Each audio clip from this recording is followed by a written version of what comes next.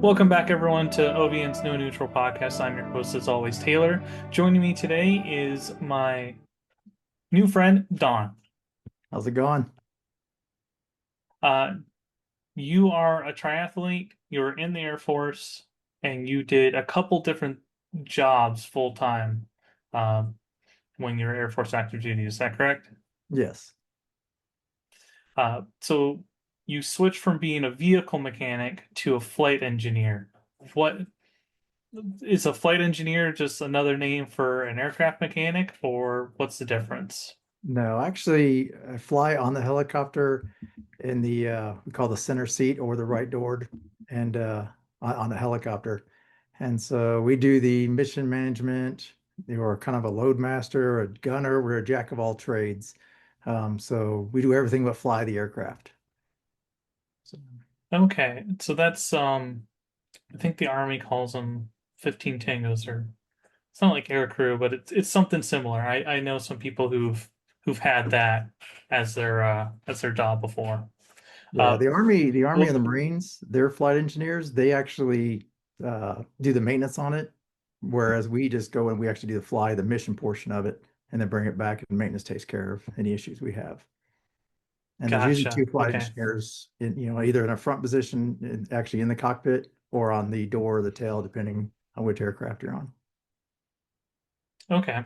So all the videos of the guys who are just sitting on the back of the open aircraft with their legs just not really dangling, but just hooked in, just watching everything go by, that would Yeah. be a flight engineer. Yes, when I flew in the helicopters, MH-53 Pave Low, so that was a six crew aircraft. And so we had two engineers, one that sat in the front in the center seat between the pilots, and then one in the right door. And then when I moved to the Ospreys, then it was one in the center seat in the cockpit, or one in the tail doing like what you said, hanging out the back with a gun and working out the back.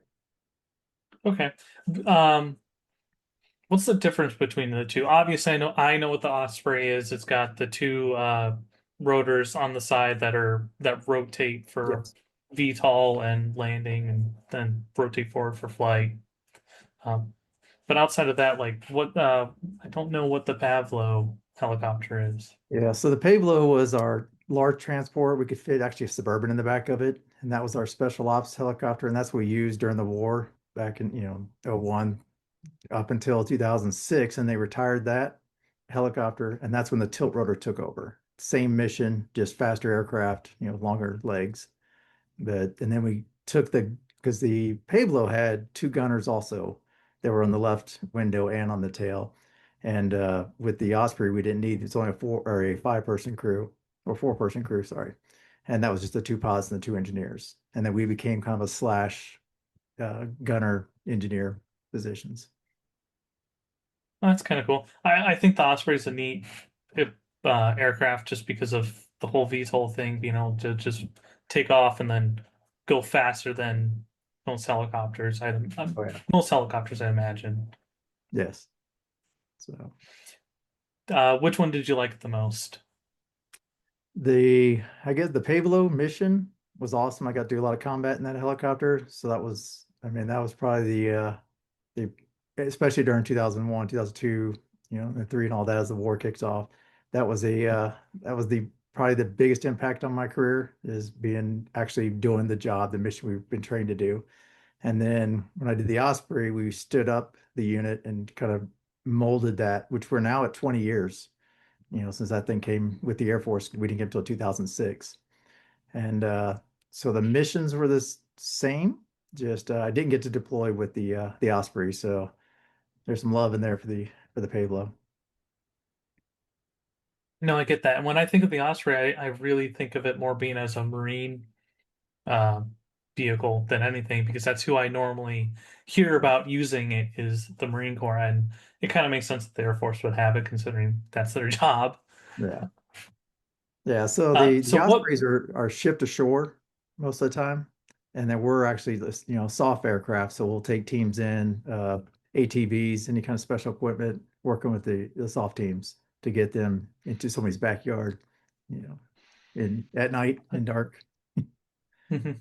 So, It was pretty cool that I mean, we have the capability to put, you know, a Burger King anywhere in the world, and let alone a person at somebody's back door. Just Oh all yeah. of a sudden you hear a knock, and then surprise, it's us. Yep. So what? So you start as a vehicle mechanic? Um, I'm assuming you that's what you wanted to do, and then you saw all the flight engineer things. You're like, you know what? I'd rather do that. Is So that what you actually, did, yeah, or yeah, I worked on old cars when I was growing up on old Mustangs, and had a desire to be a mechanic, and I also had the itch to fly. But being a young high school kid just graduating, I didn't understand how that process of recruiting.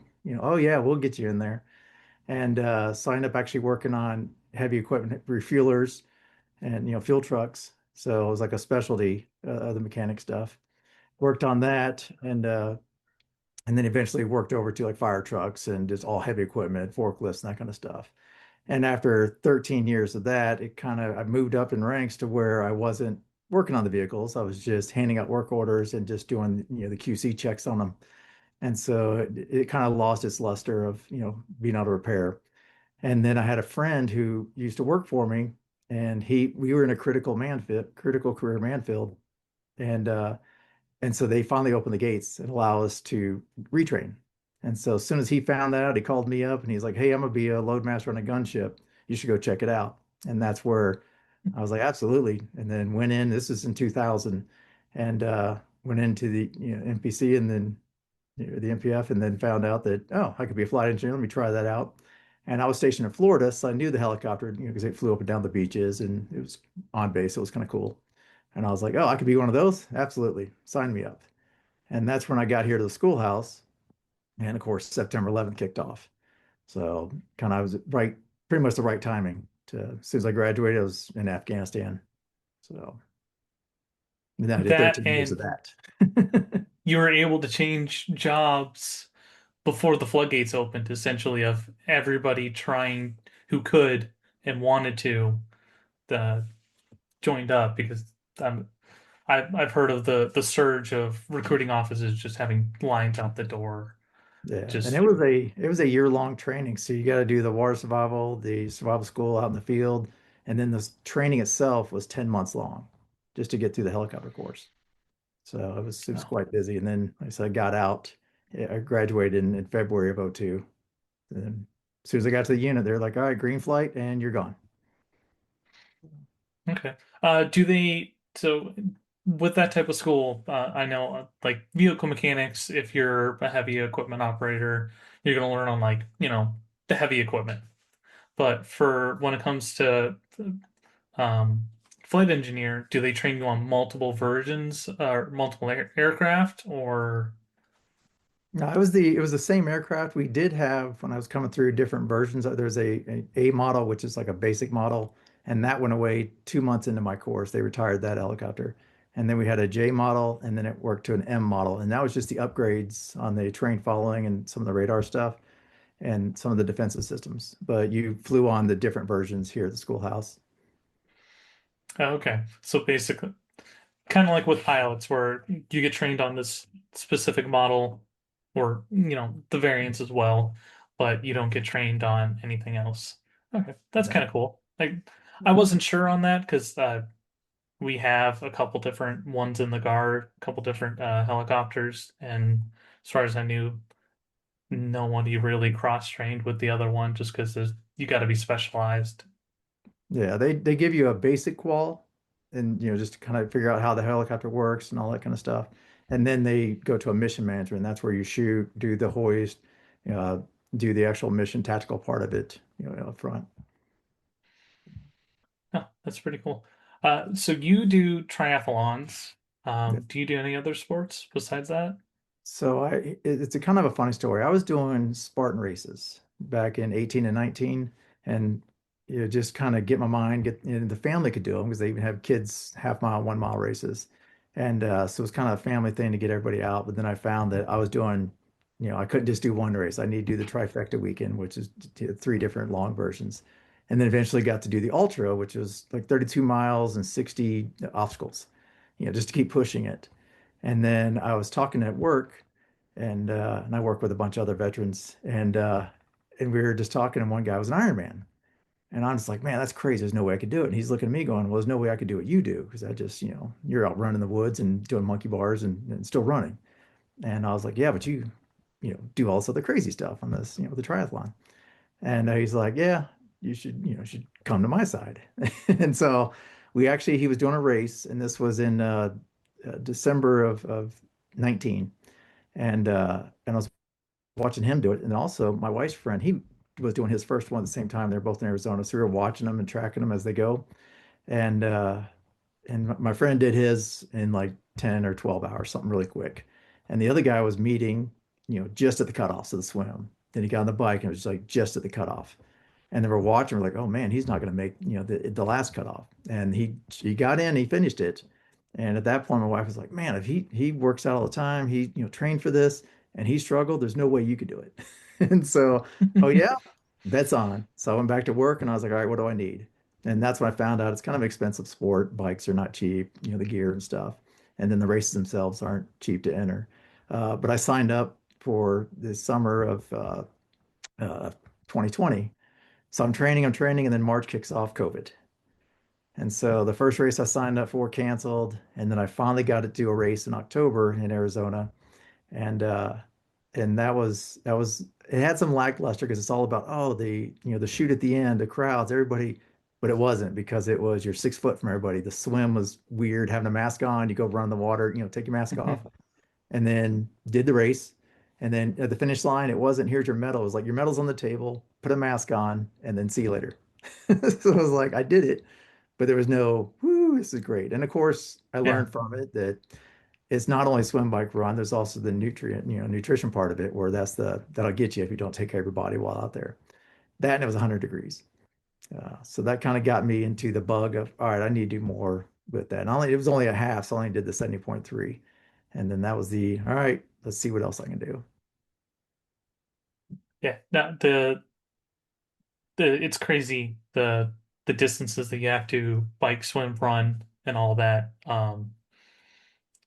for them because they are marathon length, right? Essentially, that but split So, up or well, half it depends. marathon. The half is a 70.3. So you do a 1.2 mile swim, and then you do a 56-mile bike ride, and then a half marathon to finish it. And then the full is the 2.5 mile swim, 2.4 mile swim. Then you ride a bike for 112 miles, and then you do the marathon. Okay, So it's significantly longer than I was thinking it yes, was. so I've done two of the fulls and seven of the halves. So more comfortable to do the 6 hour race than it is to do a 15 hour Yeah, no, constantly moving. I could only imagine that, and you have to have so many carbs in you, and then I know like the motocross guys, the professionals are, and the guys who do the woods racing, the GNCCs, some of them like the gel Yeah. chewable like And carb I do protein Morton mixed gels, no things. flavor. Yeah, some people just can't handle it with that much exercise. They have to just drink it. Which one do you prefer, just out of curiosity? Yes, I do a Morton gel, and then I do a for the actual like and it's like on a timing. So every half hour I'll do a gel, and then for my liquid I use a goo. It's a GU, and it has like electrolytes on it, and then that's my drink for the ride.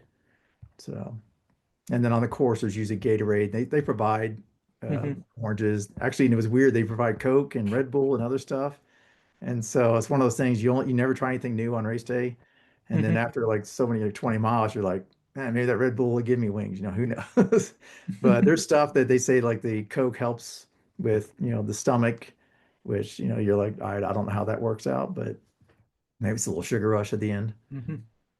From what I've seen, like Dylan Ferrandis and Marvin Musquin, I've seen them on the podium of motocross with a can of Coke because and they're French, and I believe it's because they think the sugar will they're getting something with sugar, the caffeine.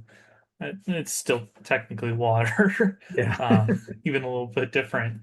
Um, but they do that, maybe it's something with electrolytes as well, but that it's just their thing. the part of their Yeah. culture? I'm not really sure. Yeah, because you have like the salt. You'll sit there and take a little Mhm. vial and just do can't remember the base salt, and you'll just take licks of it throughout the run just to keep make sure your legs, because that's you don't realize how much you sweat out. So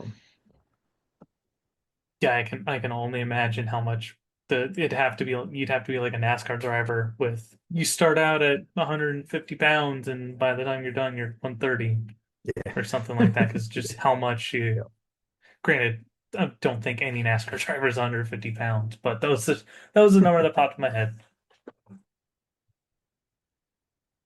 So did you I see on the little fact sheet here that you've known Tony for a while. Did you meet him while you were in the Air Force? My first assignment was in England back in '87, and I think Tony came over like in '88, and so I knew him for up until '90 when I left. So he was a general purpose mechanic, so we worked in the same area and lived in the same dorms. So that's where I met him initially, and then fast forward to 1998, uh, on another island, we were in Azores and ran to him again. And so it's kind of like, oh, we keep finding you outside the States. And Mhm. then when I started doing my Spartan race, and we keep in touch. A lot of the guys from that initial uh, assignment in England, we still kept in touch. So it was a small little group of guys that over time. And then when I was posting stuff like Spartan and I started doing the Ironmans, that's when Tony reached out and said, "Hey, you'd be great for this. You're interested in the OPN." It's like absolutely. So No, I used to work with uh, somebody. She's, I think, a recruiter now for the Guard. She was Air Force first, and that's how I learned about that. The fact that we have Air Force personnel who are in England full time, which makes sense because they're one of our allies, and we do close air things with them. But I didn't realize just how small of a unit it is. yeah. So have you just uh, being involved with OBN, we get exposed to like all the sports essentially. And I joke that we don't have cricket yet. Well, one day maybe we will. Um, have you given a thought to trying any of the other sports that everybody else is doing?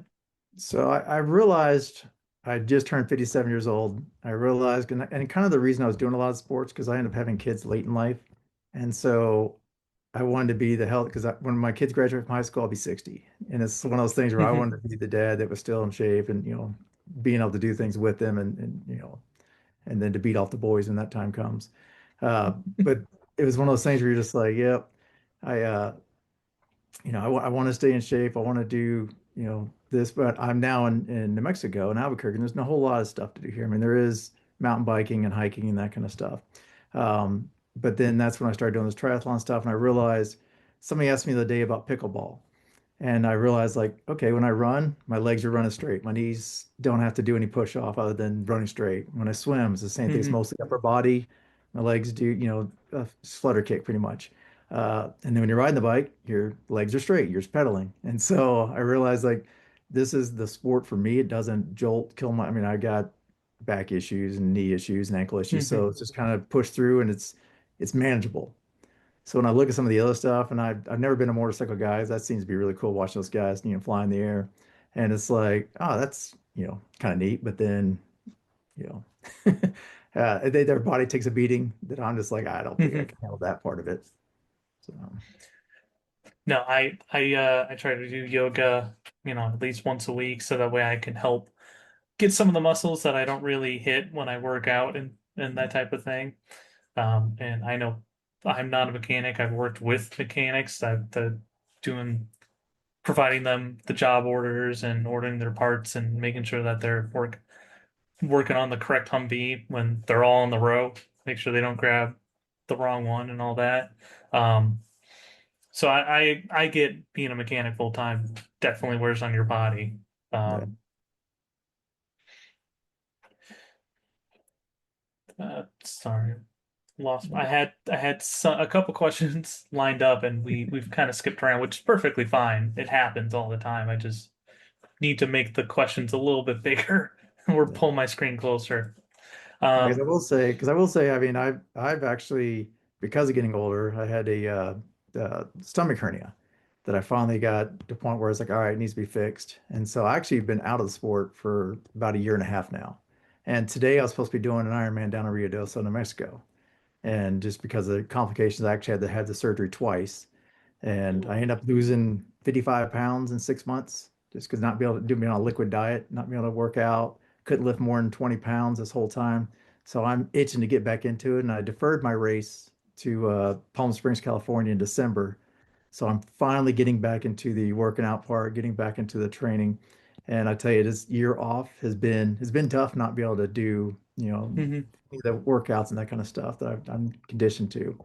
And it's like starting over again. So, but that's and with less muscle, so I'm having to build that back up, and it's become an interesting challenge to get back into this. But I think 90% of that, I tell people 90% of my races is mental.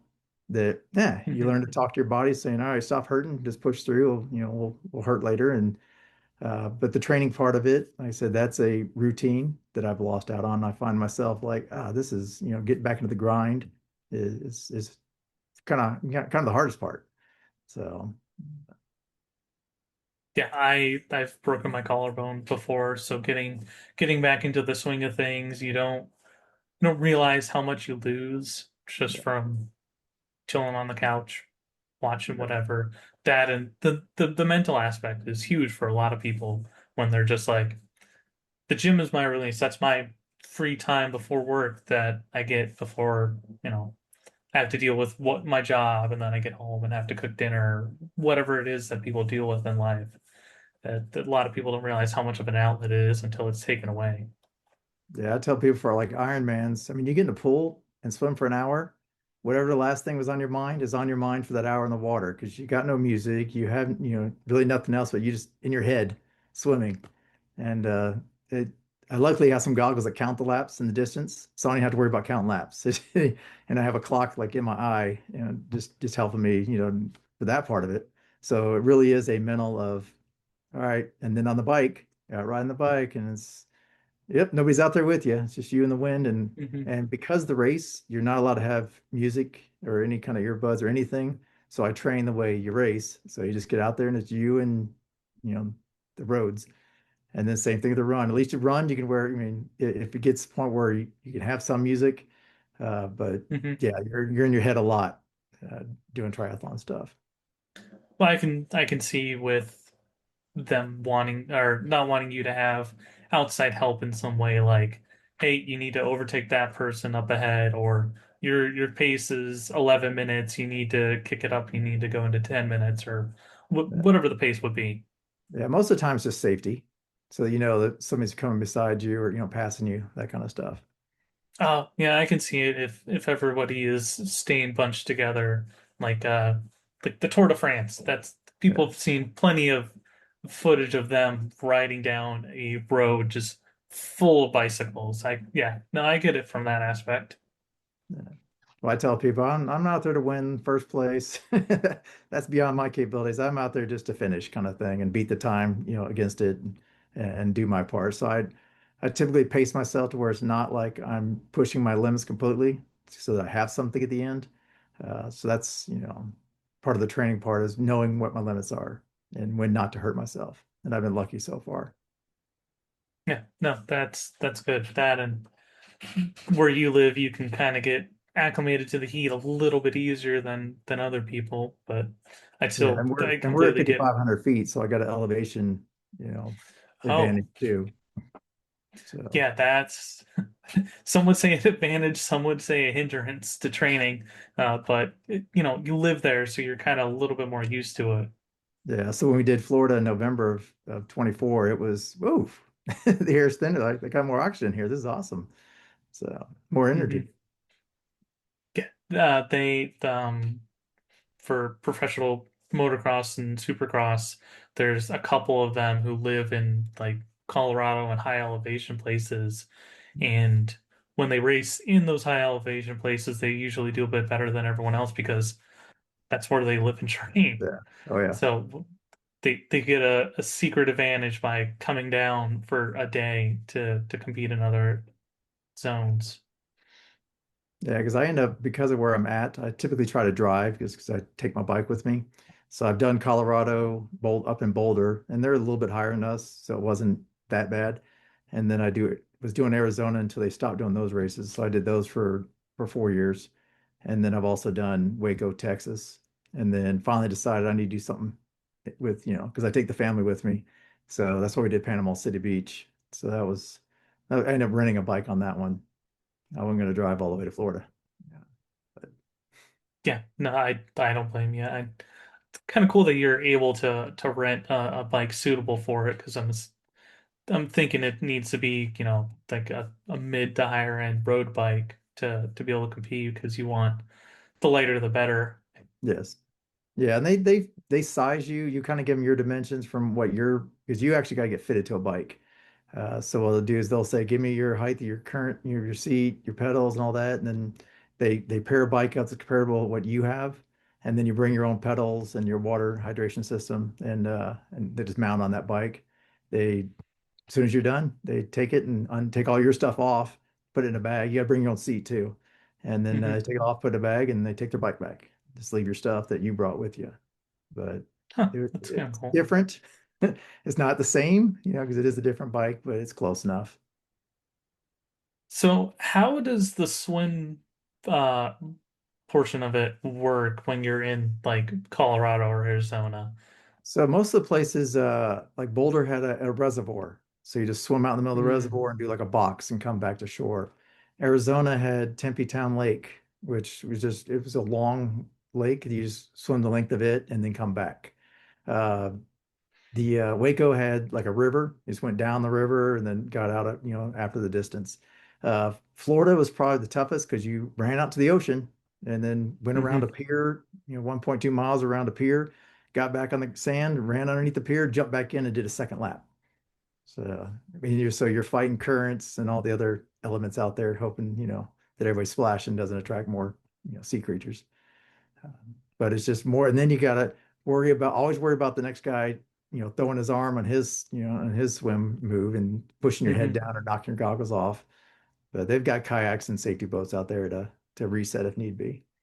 But And try and help keep people hopefully, not bunched up, but spread apart because yeah, no, I didn't think about that aspect of it. If everyone's still grouped up at that point, there well, especially the turn that buoys, could because be.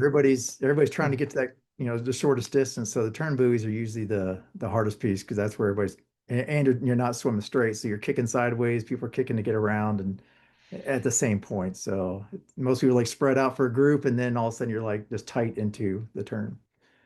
And then we use depending on the water temperature, that's the other factor is the wetsuits. So it helps with buoyancy, but when I did the Tempe Town, I mean the water was like 59 degrees. So as soon as you get in, the wetsuit don't keep you warm. So that cold Hmm. water just, it takes away your breath and it makes it a whole different type of race. So you never know what you're going to get. Yeah, definitely saps your strength and makes it more of a mental struggle, I would imagine. Yeah.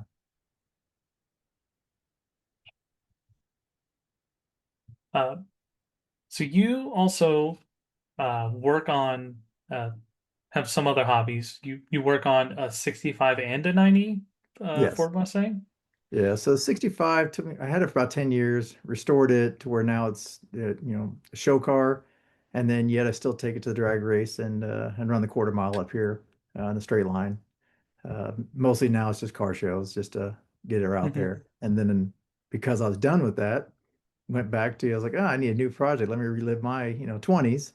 So I found Hmm. a 90 Fox body, and then it's a 5 speed. So my oldest daughter is just starting to drive. So I'm like, you know what? I'm gonna teach you how to drive a stick. So this will be the perfect car. And then it gets me back to taking something that's, you know, 35 years old and ugly and making it pretty again. So No, I've always kind of liked the Fox bodies. I don't. Some people really dislike them for that style of Mustang. I personally liked them.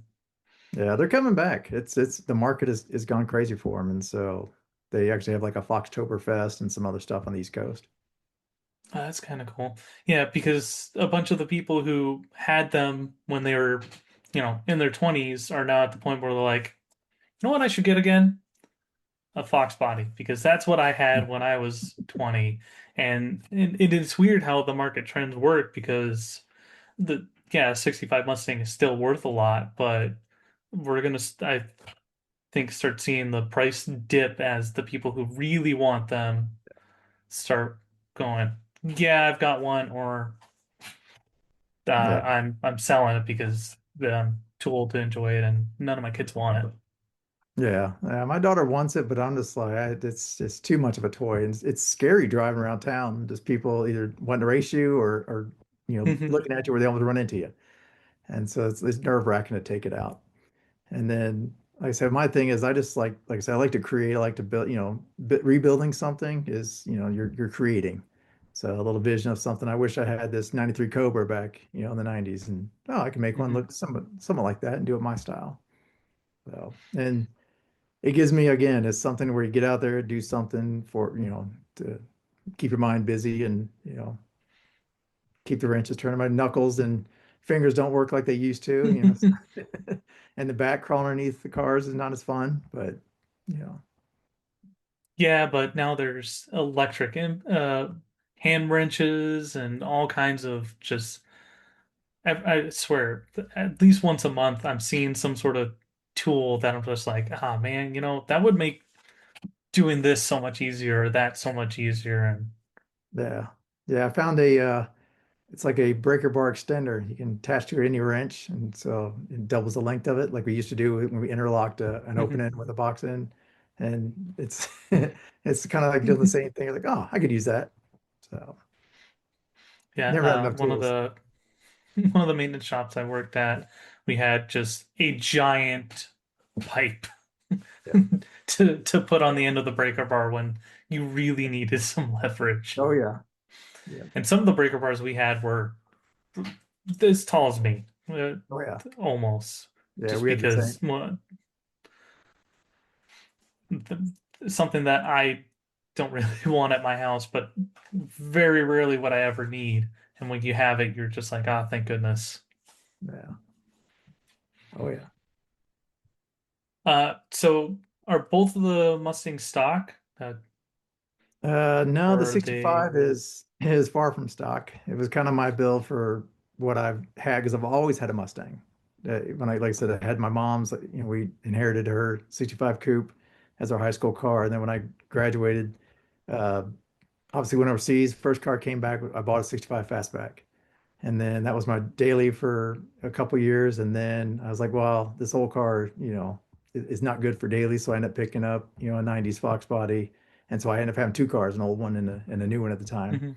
And it was always something, always had that itch to have Mustang. So I've had one ever since. Uh, so the 65 and I got it, I was like, you know what, this is, and I was flipping, I was buying a bunch of 66 coupes and 65 coupes and just rebuilding them in my garage and flipping them and selling them and just show the wife that yeah, I can do something with these and make some money. Mhm. And then that way I took that little pot of money and bought this fastback.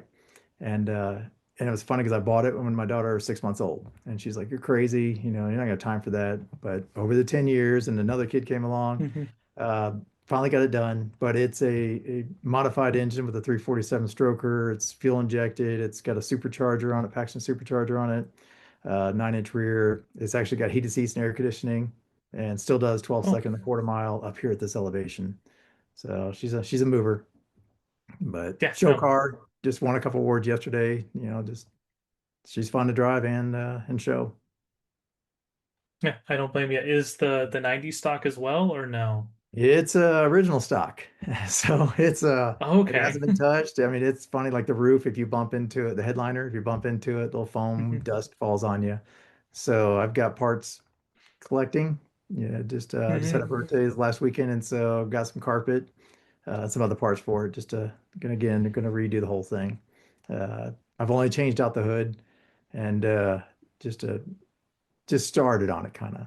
Mm. So it's one of those things Gotcha. that I think I'm more of an Uber driver now with my kids running back between volleyball and dance. That you want to go out there and say, "Hey, I need 4 or 5 hours to work on a car." Yeah, that's not gonna happen right now. So Nope, you might get an hour at the most. yeah, Yeah, my daughter is planning on starting wants to do volleyball this upcoming school year because she couldn't as just getting into middle school. They just don't let them. Um, so my days of being able to come home, cook dinner, hang out with the kids for a second, and play video games, work on a model kit or motorcycle are about to be gone. Yeah. Yeah, because my daughter was on a regional team, so we were traveling to, down to El Oh, Paso or up to Colorado. It's just, yeah. It yeah, seems like way weekends were, way way busier. yeah, But no, but she's got something. It's yeah, not every kid can get into a sport, and every kid who gets into a sport is a little bit better off. Kind of like a veteran, tying yeah, it all back in. Kind of like a yeah. veteran, if they get into a sport, they're a little bit better off than, it doesn't matter what the sport is. Could be triathlons, uh, competitive shooting. Actually, you could be, I don't know. No, we have car racers. I was going to say you might be our first drag racer, but we probably do, and I just haven't somehow I've missed the clip. No, I've seen drifters and then the I would say Chris Walsh for this, his actually racing. Um, but I haven't seen any drag racing. I said I've done a couple races and that was it with the OVN logo on the side of my car, but not a lot. Yeah, you can say that you've got two sports then. Well, four if you want to count each individual Yeah. aspect of an Ironman plus drag racing. Yeah, because the swimming is It's funny enough. how it's funny how like swimming is most people's fear. And I didn't swim in the pool for probably 35 years other than going and splashing around. But to do laps again was like, whoa, this this isn't easy as it, starting out. Then after a while, you're like, okay, if I can condition Mhm. myself. But swimming, most people panic in the water, panic in crowds like that. I just get in my head, just do it. Just move, keep your arms going and, stay afloat. Uh, but yeah, that's probably one of the tough. I think that's more one of the toughest part of it, but it's the shortest part. So Mhm. Yeah, I'm kind of glad it's the shortest part. It's the least impact on your joints and all that compared to the rest of the triathlon. yeah. Uh, Sorry, I thought I had another question after that. Yeah, I also don't blame you for not wanting to give a teenager a Mustang as her first vehicle. Yeah, she refers to it as the Well, crash car. And so once she started calling it the crash car, because I guess that's what kids call it nowadays, I was like, yeah, we're not getting anything nice. But I do have a 2020 or 2015 Roush that I drive. So she wants that one. And I was like, you need to what's figure the out how to newer drive. one? Yeah. So I was like, if you're going to call it the crash car, you don't get it. Yeah, no, I think statistically, like most people when they start learning to drive within the first several years, they're gonna hit a deer or something because Well, high school parking lots, that's a Mhm. big risk too, backing into each Yeah, other. no, yeah, my daughter is gonna be lucky. She's well away from it, but anything that she gets is most likely gonna be on the newer end and it has potentially a backup camera Yeah. because of Yeah. I just picked that up being in a the law. Yeah, I got her a Mazda CX-30. It's a 21. So that one's actually got a lot of safety features and they're actually more reliable now than Toyotas are. So long-term wise. So I'm hoping she doesn't do anything bad to it and Hmm. it keeps her safe. And I didn't want her on the Yeah. ground with the car, so it sits up a little higher, but I think that'll work for No, her. I when I was in 2010-ish. My first car was still in high school was a 95 Volkswagen Jetta and it was a manual. And that thing Oh, was tons of fun to drive. And then my brother got it. And then neither of us did anything bad with it. And then my dad was driving it and he hit a deer. But only took out a headlight. Nothing oh, bad. yeah. So yeah. Um, unless you've got any more questions, besides, the hobbying of shuttling your daughter around, working on the Mustangs when you get a chance. Do you have any other hobbies that you do?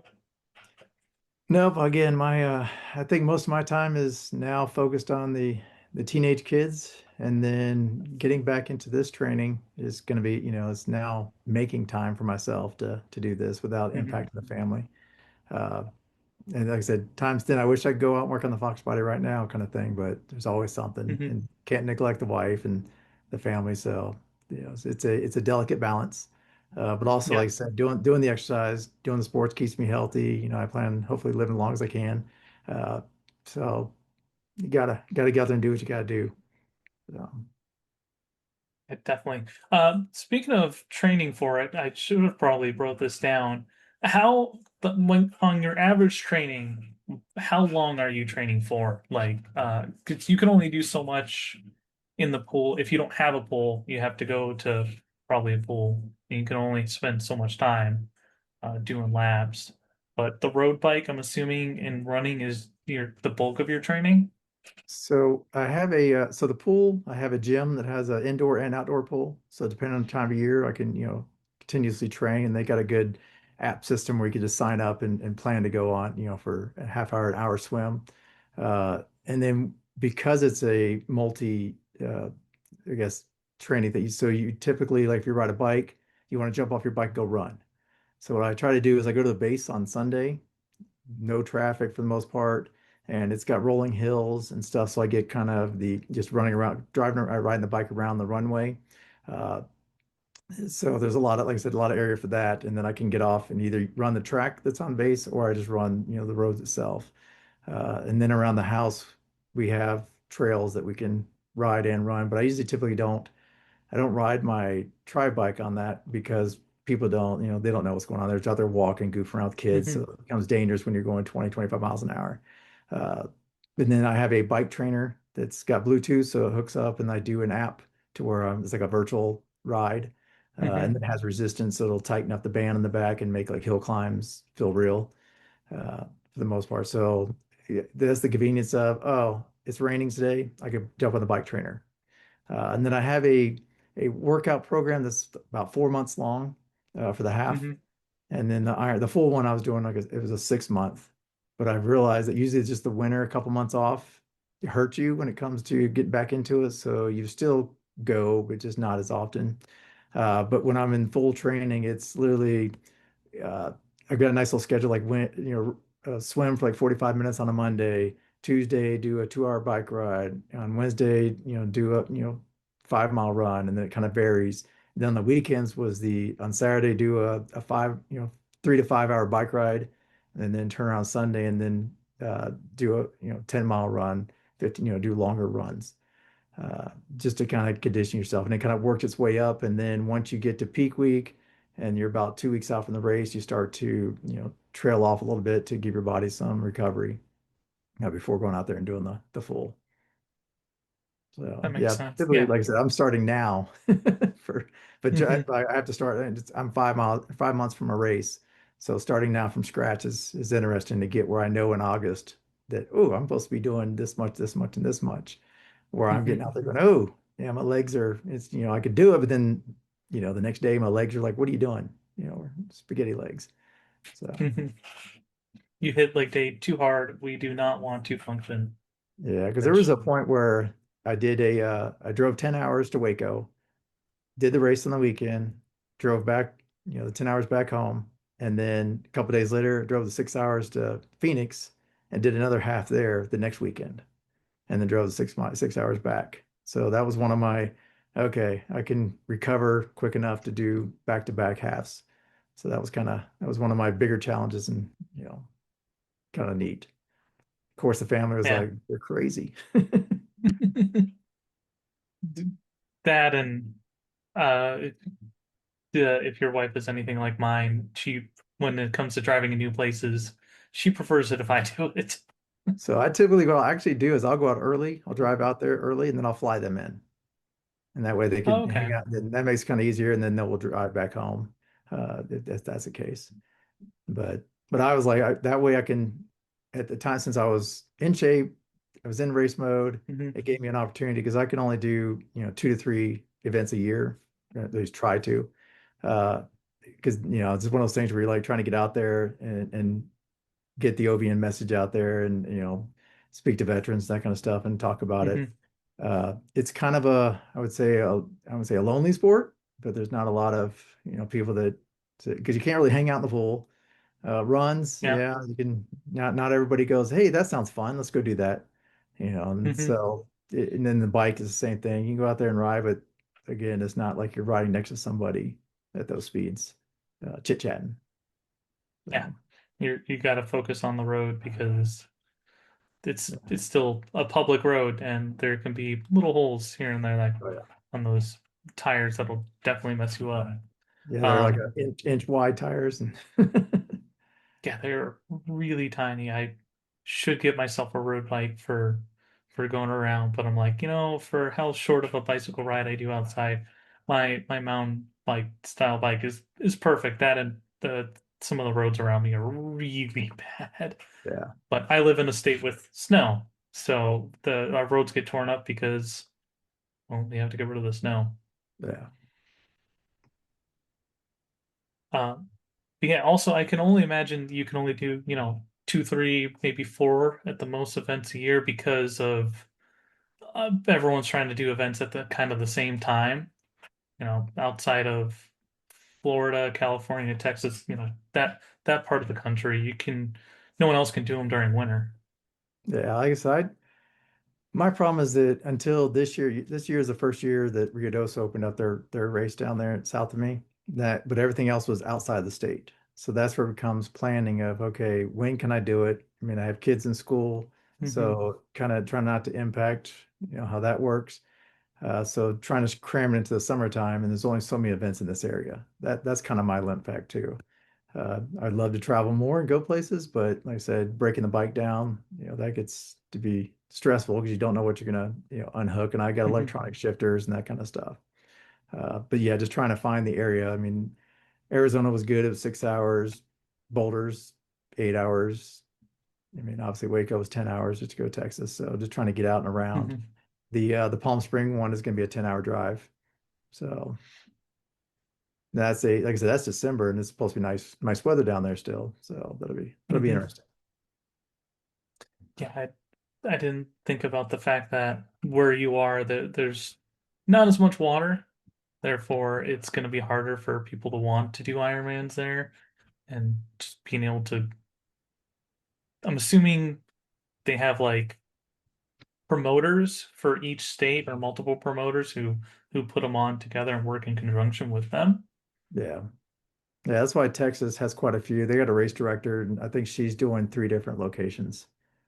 She just Oh, bounces around to geez. different races. Yeah, I mean, once you do one, you kind of got the gist of everything and the logistics and all that, and I can see it being easier to do in multiple spots once you've got everything mapped out Yeah. and have done it once. Yeah, and that's also the other limp fact is I've already done that one. Why would I want to do it again? It's one of Mm. those things too. But every race is different. I mean, I've done one race where it rained the day before and the runoff caused the lake to be contaminated. So we only did the bike portion and the Oh, run portion. So that happens every once in a while. Uh, but again, usually when I'm doing the summer ones, it's always hot. It seems like everywhere it goes hot. yeah. And then when I went to Florida, even though it was November, still a little humid. So that was a whole different. Hmm. And then going from hilly rise, because I did St. George, Utah, and that one had this crazy elevation gains. I mean, those were some big mountains to trek up, and there was like 1,000 foot elevation on like a 5 mile section. So it was pretty Oh, much like 11 geez. at one time it was like 11 degree, incline. Then you go to Florida, and you think, oh, it's Florida, it's flat, but you don't realize when you're flat, you never get a rest. You're always pushing yourself on flat land. That you don't think about those Mm. kind of things. Of I can't coast anywhere. There is no downhills. So that was kind of another. Then you use different leg muscles more often for those long flat ones. It's like, wow, it's a whole different training that I didn't even think of.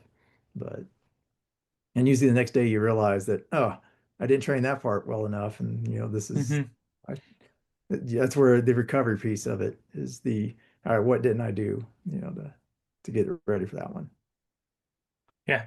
That no, I didn't think about that, the hill aspect and the different muscle groups. It makes sense the fact that going downhill you can maybe pedal once or twice to maintain your speed, but you can just kind of coast down. Yeah, no, it's cool that they also think about the health of, hey, it just rained heavily. We need to test the water, make sure nothing got in it or anything like that. And they realize, oh, yep, nope, can't do this. This is not safe for Yeah. our athletes. Yeah, most of the time it's your first race, you get the disappointment of it. But luckily I had it Hmm. happen once and it was like my fourth race. So I was like, oh, okay, it happens. But at least they're thinking about it. Yeah, no, that's really cool. Um, I'm assuming the only real sponsors for those who do triathlons are shoes, clothes, and sunglasses. Maybe, well, I guess bicycles Oh, the and bikes, the helmets, the yeah, the swim gear. wetsuits. I mean, there's a lot. Like I said, when you get into the bike alone, I mean, Hmm. you'd be surprised at how much a time trial bike cost.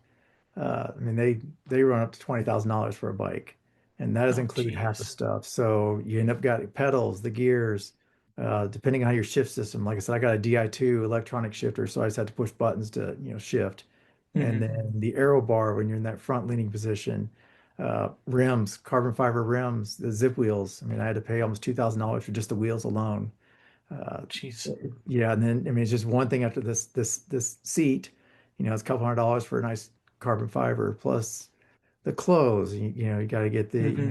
the shorts and the shirts and that kind of stuff, the hats, sunglasses. I mean, New all it. tires. Yep, new New tires tires. Probably constantly not because you want to do cheap, races. especially because of the rim. Yep, and then the run. You obviously the run's easiest because you just got to worry about shoes Hmm. that comfortable, that can handle not giving you blisters, and so. Hmm. But So that being said, are there any sponsors that you have that you want to shout out or anything you would like to get? yeah, like I said, OVN has supported me enough with the shirts, so I get to wear their logo and stuff on the shirts, and that is a good opener for conversation pieces when I either running or riding. People you'll kind of see it like, all right, what is that about? Usually doing the runs, since you got a lot of free time out there, and uh, usually running with a slower crowd. It seems, so you actually have time to chit chat with people, and then or people run by and hey, thank you for your service, and then but at least it gets recognized. So. Yeah. Oh, that is cool. Yeah, I think we'll wrap it up here, unless you've got a question for me or anything I didn't touch off on. Do you want to hit? Yeah, thanks Oh, to Tony for getting me into the OVN stuff and uh been an honor. yeah, no, it's really cool how the whole program started with somebody being like, "Hey, we could we could do something with you," and I don't even think they were a veteran, if I remember right, from talking to Tony. And it's just grown, and it's a program that I think is really cool in the fact that nobody else is doing anything like this, but two, it also shows just that there's things out there that can help veterans by, if you don't have to do every sport that we do. You could pick one, two, three, try any of them. Um, and they help mentally, physically, that they're a breath of fresh air and just kind of a good reset button for most people, I believe. Yes, I agree. Yeah. To the listeners, thank you for joining me today on another episode of No Neutral. Um, Don, thanks for joining me. My pleasure. Where can people find you to see what you're doing next when it comes to the December triathlon, see photos or stuff like that, or if for some reason you need to skip it because surprise, there's a giant volleyball tournament or something like that. Now, usually I'll put stuff on Facebook since I'm an old guy, and then I'll most likely get my daughters to help me with the Instagram part of Hmm. it. And I know Tony keeps track of it on the OVN calendar. So, and I usually keep in contact with him, letting him know that, yep, everything's on and Hmm. it should be an issue.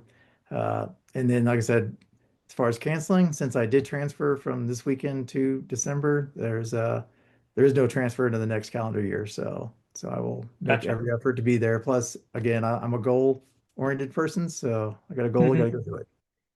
So, Yeah, no, I believe in you. I know you're going to be able to do it. all good.